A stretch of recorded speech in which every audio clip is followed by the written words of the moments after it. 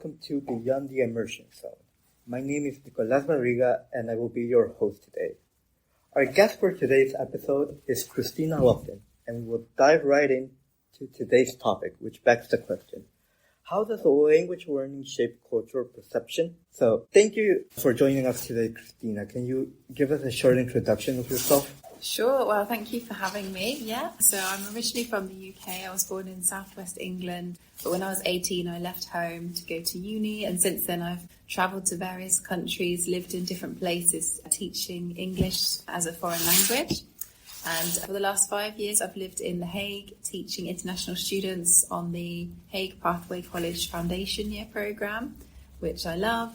And my favourite thing about the course is definitely the variety of countries that our students are from. Yeah, I really find that interesting. As a former alumni of the Pathway College, I also find that really interesting because there are a lot of people from all college. Yeah, big range. Yeah. So, okay, today, as I mentioned before, we are going to talk about the importance of language learning in shaping our cultural perception. So I will be asking you a few questions about three major topics.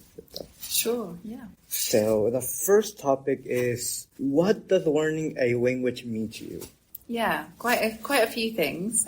Well, since I was a child, I've always been interested in the written word and just in writing stories, poems. And then secondary school, I met a Russian student. I was really keen to help her with her English. So I guess you could say I've had a genuine interest in linguistics and languages, for many, many years. But also it's good for your brain health. I don't know if you know, learning a language, learning an instrument actually slows down or helps to slow down the onset of dementia or Alzheimer's disease, which actually runs in my family. And so I also like the fact that it's good for your brain health. I really like connecting with my local neighbourhood. And so going to the local grocery shop and making an effort to speak a bit of Dutch. I think it shows that you care about trying to connect with people of the country. And I think especially because I'm from the UK, where people don't necessarily have to learn another language because English is a global language. Yeah. I feel like it means even more to me to make that effort. Yeah.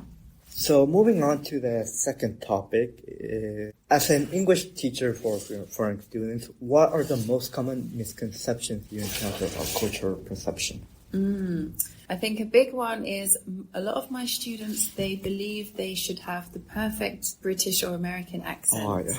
And they think that maybe another accent is somehow wrong or inferior, which I definitely don't agree with. I also think it's not possible as an adult to attain a perfect native English speaker accent, whether it be British, American, whatever. So I think I would really love to see students embrace their own individual accent, as long as their English can be understood, as long as it's clear and the message can be delivered. That's the most important thing. Another thing which I find a common misconception is students are sometimes too formal towards me. Ooh, okay, yeah. For example, they call me Miss or Doctor, even Doctor, which I'm not. I'm not a doctor. And then when I ask them, oh, you can call me Kristina, they feel uncomfortable calling me Kristina. So moving on, what have you learned about your own culture through the experience of teaching English to foreign students? Yeah, really interesting. So I've learned that in the UK, we are quite an awkward nation, especially when it comes to silence. Yeah. So, for example, when I'm in the lift and my students are there, I've noticed over the years that they are really comfortable with just being in the lift in silence.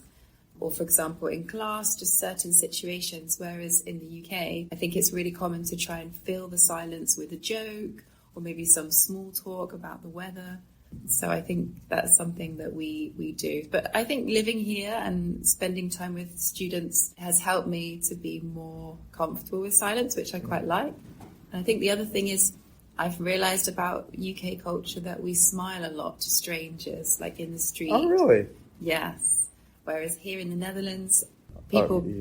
Yeah. So even now, there are so many times when I smile at a stranger when I'm walking my dog and they don't smile back. And I have to remind myself, I'm not in the UK right now, but I miss it sometimes. Okay, I want to close this out, meaning that, first of all, thank you for your time, Kristina. My pleasure. It was lovely to have this chat.